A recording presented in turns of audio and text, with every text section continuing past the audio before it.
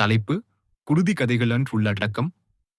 திருநெல்வேலி அருகே உள்ள ஒரு சிறிய கிராமத்தில் 14 வயது ஜனனி வகுப்பில் மயங்கி விழுந்தாள். கடுமையான இரத்தக் குறைபாடு என்று மருத்துவர்கள் தெரிவித்தனர்.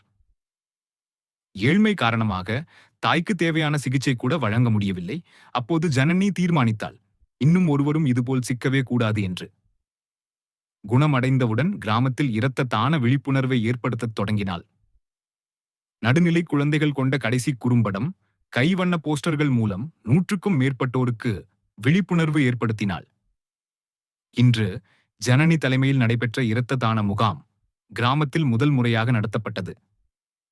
ஒரு காலத்தில் தவித்தவள் இப்போது பலருக்கு உயிரளிக்கிறாள். விளக்கம்: ஒரு சிறுமியின் நோயே ஒரு கிராமத்தின் விழிப்புணர்வாக மாறியது. ஜனனியின் தைரியம், அறிவும் சேர்ந்து உருவாக்கிய குருதி கதைகள். இதுவே உண்மையான மாற்றம். இதேபோன்று ஒரு காதல், நட்பு அல்லது வனவாச வாழ்க்கையை பற்றிய புதிய தமிழ் கதை வேண்டும்வா?